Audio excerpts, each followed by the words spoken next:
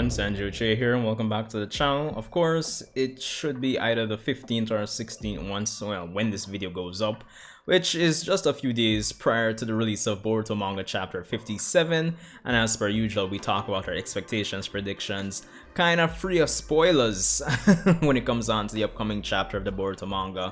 So naturally, where we left off last chapter, we had a number of things actually go down where we actually had Naruto setting things up to facilitate a Five Kage Summit. We had Boruto and Kawaki essentially deciding that they were going to train. We had KOJI linking up with some remnants of Boro's faction of Kara and actually discovering the cyborgs that were supposed to have been destroyed and gotten rid of, but actually in reality Boro has actually decided to keep them around, and as a result KOJI can now use them to his advantage. Cyborgs that seemingly are, based on what we've heard in the last few chapters, surpass Jigen. So we did leave off there with KOJI essentially saying like, yo, Aida, the one who knows everything about this world, he's about to have seemingly a meeting with her. So yeah, a number of fun things to actually discuss going into this next chapter of the Boruto manga, if I do say so myself. Now, in terms of expectations, as I said, the Five Kage Summit is definitely going to be one of the big headlines when it comes on to this next chapter. And usually when it comes on to the Boruto manga and the pacing, I actually expect to get into the chapter at some point, and we're probably already in the Five Kage Summit, or we're probably just about to, you know, we're seeing panels of them welcoming the individual Kage and they're walking into the room about to start the meeting more than likely. So there is definitely that. Now for the actual meeting between the Kage itself, as I would have talked about in previous Boruto discussions, of course the matter of KOJI, the Ten Tails, Amado, and the Karma Seal are all like talking points that the Kage are going to actually have to go over and discuss. But I mean, that's a given naturally, but I think, and Anthony, if you're watching, yeah, you did mention this to me in Discord. Essentially the meeting between the Kage and the meeting between KOJI and Aida will basically be running in parallel. They'll be parallels of each other, and basically both of them will actually work to actually push the plot or the story along. So that's going to be interesting to see at the end of the day. And of course we more than likely will be introduced to the other cyborgs that apparently surpass Jigen in power. So there's that.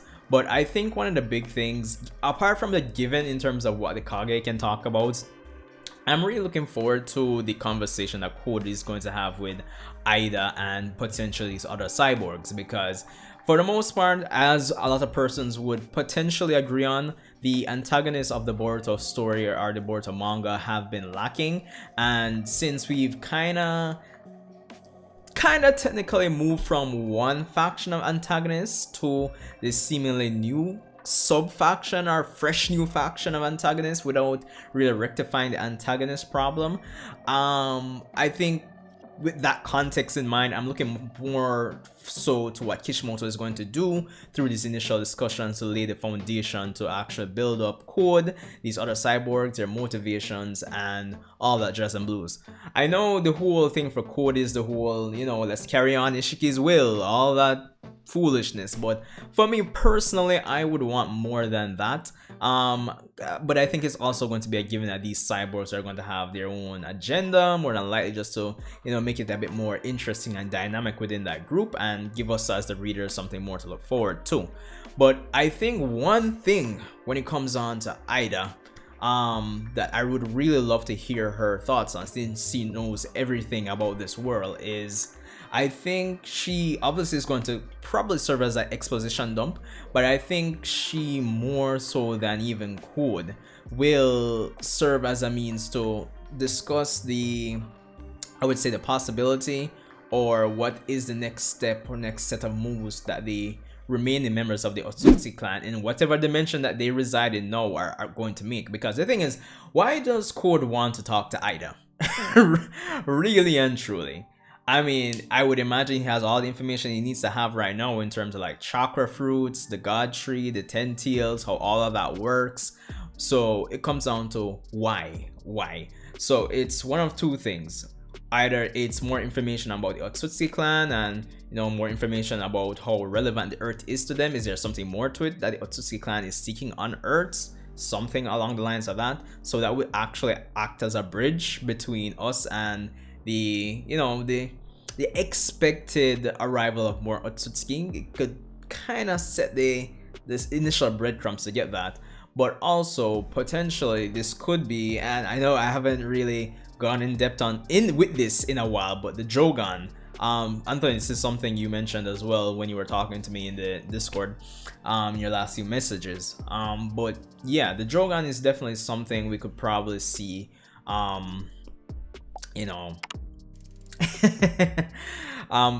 probably might get that out of Aida essentially. And it might relate back to the information that you could potentially present on the Otsutsuki clan as well. Now, that's one thing. Back on the protagonist side, of course, I know a lot of persons, especially Anthony's a subscriber here on the channel, guys. So he was essentially giving me his thoughts on his expectations, and I'm just essentially seeing how that kind of intersects with mine.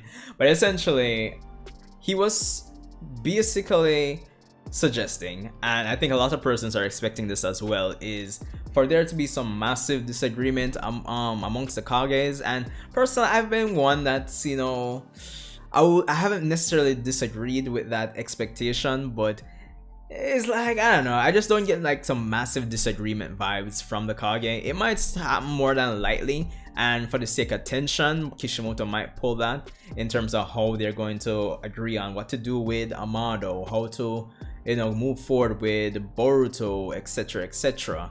More than like, I know I did a video on like probably a month or so ago regarding Boruto leaving the village to and I believe in that video I did compare Boruto to Black Clover, in the sense that they'd more than likely do a setup similar to Black Clover, where Boruto would have to leave the village and of course essentially quote unquote clear his name, for lack of better term or lack of better expression right now. So there's that. But I think one of the big things is coming out of last chapter as well and going into this one, we didn't see the master of the Rinnegan, Sasuke Uchiha, Mr. No Chakra himself.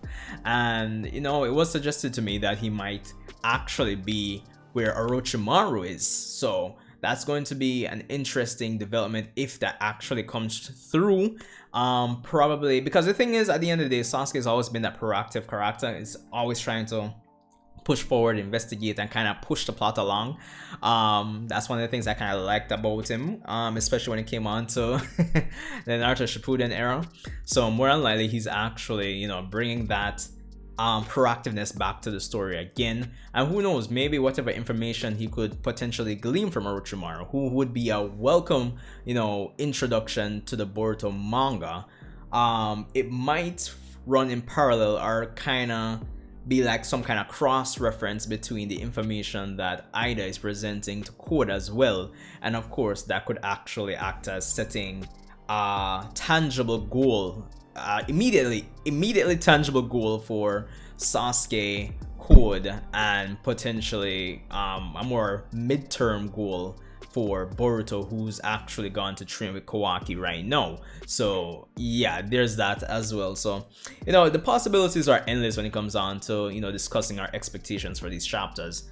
Now, the Five Kage Summit, going back to that, beyond the predictable topics they could talk about, I think this needs to be like a pretty wild Five Kage Summit between the information that Amado is going to present, what they can potentially agree and disagree on regards handling Boruto.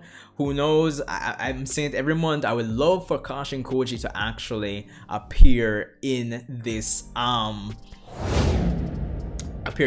actual Five Kage Summit.